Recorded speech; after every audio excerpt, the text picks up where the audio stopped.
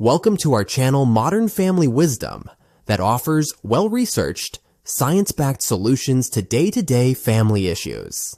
If there is one symptom nearly every household has wrestled with, it is the cough. It shows up in toddlers with colds, adults during allergy season, families passing around influenza, and grandparents wondering if it is just irritation or something more. Despite how common coughs are, modern medicine admits an uncomfortable truth. Our current pharmacy shelves have barely changed in over 50 years. In fact, many of the colorful syrups we are used to buying, especially for children, work no better than sugar water in controlled studies.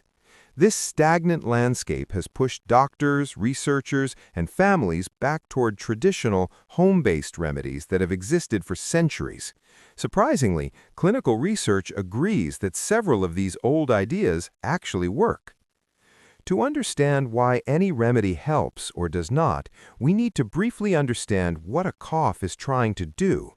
At its most basic, coughing is not a mistake, it is a safety system.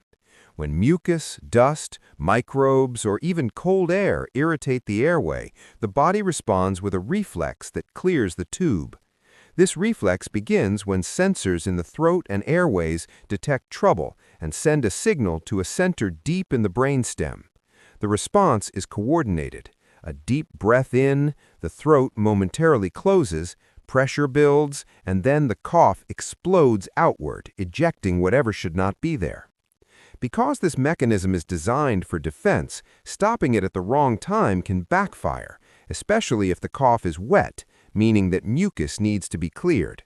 Suppressing a wet cough can cause mucus to pool, increasing the chance of secondary infections. Dry coughs, on the other hand, are mainly irritation without useful mucus. These are usually the ones that benefit most from soothing or anti-cough interventions. Doctors also think about cough in terms of how long it lasts. A new cough, less than 3 weeks, is usually related to viral infections such as colds, flu, or bronchitis. These are generally safe to treat at home unless danger signs appear. Coughs that last 3 to 8 weeks are often post-infectious, meaning the virus is gone, but the airway remains hypersensitive. Home remedies may still help, but monitoring is important. When a cough persists longer than 8 weeks, it is no longer simply a symptom.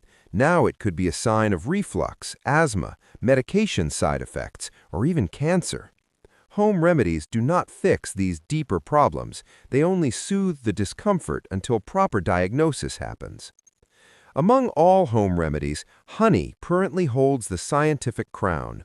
Research has repeatedly shown that honey, especially taken before bedtime, can reduce nighttime coughing in children and improve sleep for both child and parents. Its trick is simple. Honey coats the throat with a thick, soothing film that dampens the irritation sensors that trigger coughing.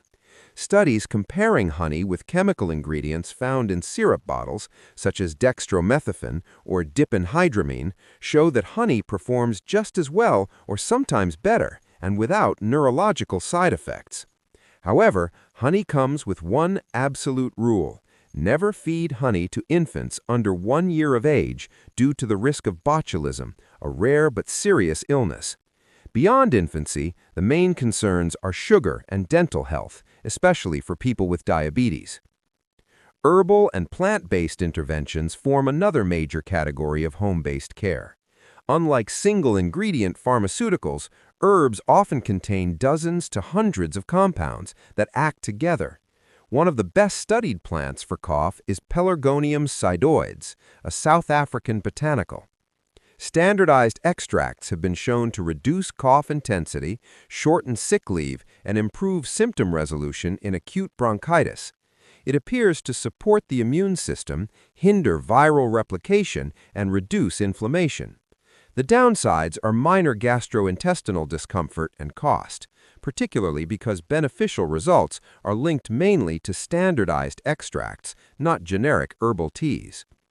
Another popular botanical is ivy leaf extract. This plant works differently by helping to loosen mucus and open airways, making it most useful for wet coughs. Meta-analyses comparing ivy leaf to synthetic mucolytic drugs show similar reductions in coughing and congestion. Its limitation is that it does little for dry coughs. Marshmallow root offers yet another mechanism. It produces a slippery substance that coats the throat and provides immediate soothing for irritation. It's a natural comfort agent for dry coughs and sore throats. However, that same coating can interfere with how the body absorbs prescription medications. Patients must space doses apart, and those on lithium or with allergies need to exercise caution. Ginger brings a more physiological punch. Certain compounds in ginger can relax airway muscles, reduce inflammatory sensitivity, and even possess antimicrobial effects. But ginger also has a more serious side. It can thin the blood, lower blood pressure, lower blood sugar, and interact with medications like anticoagulants. One particular interaction, raising levels of morphine due to interference with drug transport, reminds us that natural and safe are not synonyms. Then there are remedies that work not through chemicals, but through basic physical principles. Hydration, for example, matters because mucus behaves like glue when dehydrated and more like gel when water is abundant. Doctors almost universally recommend extra fluids during cough illnesses. Warm beverages have been shown to produce immediate subjective relief, soothing the throat and wearing down irritation. Whether this relief stems from chemistry, temperature, or placebo matters less to the person coughing, who simply feels better. Cold drinks are not dangerous, but in sensitive individuals they may thicken nasal secretions and worsen congestion. Peppermint tea is often used for its cooling menthol sensation. Menthol creates the illusion of clearer airways by stimulating cold receptors in the throat. The airway truly doesn't open, but the comfort is real. However, peppermint can worsen reflux, and reflux is a surprisingly common cause of chronic cough.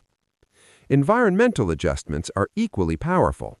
Smoke exposure, whether first-hand or second-hand, irritates the airway lining and slows the tiny cilia responsible for sweeping debris upward. Removing smoke exposure can dramatically reduce cough in both adults and children. Humidifiers and steam vaporizers offer moisture to dry indoor air, particularly in winter. Moisture helps prevent the respiratory tract from drying out. Cool mist humidifiers are safer for children, but they harbor more risk of mold and bacterial dispersal if not cleaned daily. Steam vapor units disperse fewer microbes but pose burn risks. Overuse of humidification can also promote mold growth and dust mites, both of which can provoke coughing in sensitive individuals. The lesson here is simple. Helpful technology without strict hygiene can become harmful technology. Saltwater gargling remains one of the most practical throat remedies. A mildly salty solution draws fluid out of swollen tissues and can wash away irritants and microbes. It's inexpensive, mechanical, and effective. However, repeated gargling with very salty solutions can irritate the lining of the throat and may pose sodium concerns for individuals with high blood pressure or heart failure. For vulnerable groups, the entire landscape shifts. In pregnancy, herbs become uncertain because scientific trials are lacking. Culinary levels of ginger and peppermint are considered acceptable, but concentrated supplements and essential oils are discouraged. Infants and young children should not use most over-the-counter cough syrups at all, due to the risk of respiratory suppression and overdose. For them, honey, after 1 year, saline nasal drops, and cool mist humidifiers are generally considered the safest tools available at home. Perhaps the most important lesson of all is knowing when coughing stops being normal. There are unmistakable warning signs: blood and sputum, severe shortness of breath, persistent fever, unexplained weight loss, vomiting after coughing, or a duration extending beyond several weeks. These red flags demand medical assessment because cough can be the first hint of pneumonia, tuberculosis, pulmonary embolism, heart failure, or cancer.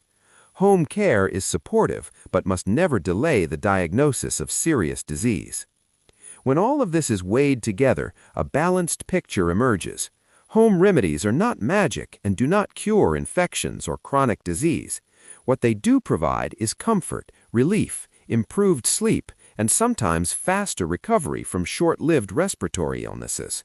Honey, pelargonium, hydration, warm teas, humidification, saline gargles, and environmental hygiene form a toolkit that is inexpensive, accessible, and practical. The downside lies in interactions, misuse, overconfidence, and delayed medical evaluation. The key is not to choose between pharmaceuticals and home remedies, but to understand where each fits. Acute coughs without red flags can be safely supported at home. Persistent or alarming coughs must not be ignored. This combination of common sense comfort and clinical caution remains the safest path for both households and healthcare systems. Thanks for watching. Please like and subscribe. Visit again.